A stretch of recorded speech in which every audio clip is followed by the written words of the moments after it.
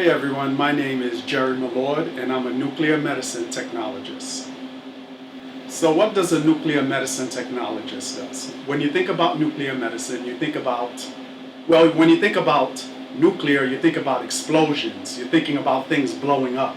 But when you're talking about nuclear medicine technologists within the radiology form, we take radioactive tracers, and I know some of you know because some of you study chemistry and you're looking at the periodic chart. We take different elements and we put it together with radioactive tracers so that we can diagnose different parts of the body. We look at the function of the organs. A little about me, Jerry. Born and raised in Brooklyn, New York. Went out to school in Long Island. Studied biology.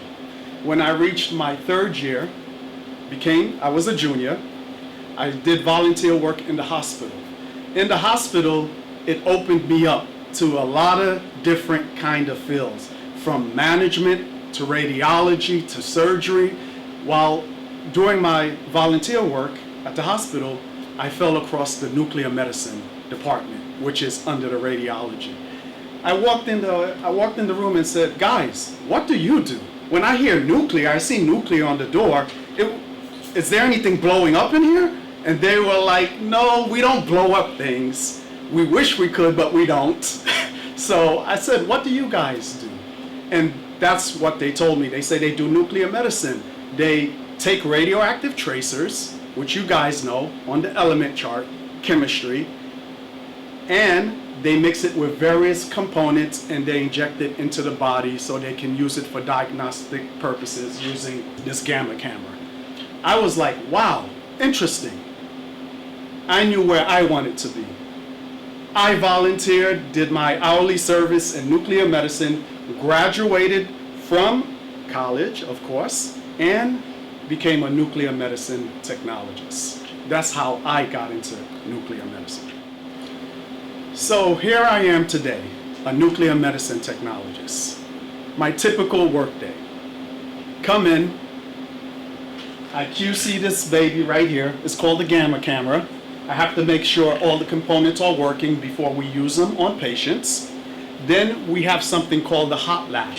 That's where we keep all of the radioactive tracers, all of the fun things that we get to play around with. I get my patients, depending on what study it is. I can do a heart study, I can do a lung study, I can do a brain study, depending on what they need me to do for that day, depends on what radioactive tracer that I will use. So for instance, if I do a lung study, I will go get a tracer that concentrates on the lungs to make sure that the blood is flowing in and out the way that it's supposed to be.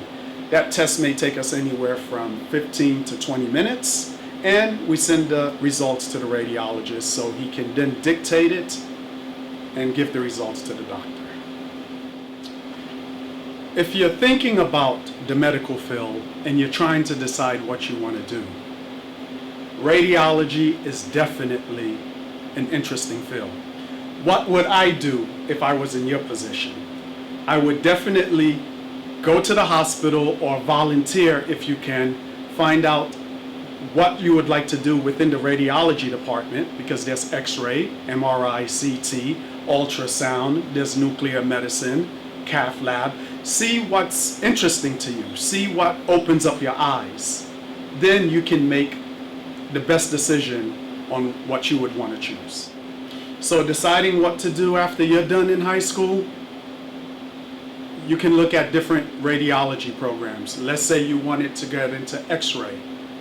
You could go into an X-ray program, or nuclear medicine, you can go to a nuclear medicine program.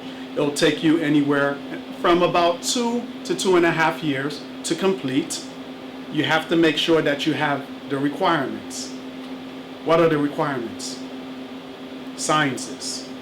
Remember, hospital, healthcare field, sciences, biology, chemistry, some math, depending on what you're going to be doing. You want to tend to stay towards the sciences so that it can get you ready for the healthcare field. I want to tell you guys something. Don't let the cost deter you from anything that you want to do in life. No medical program.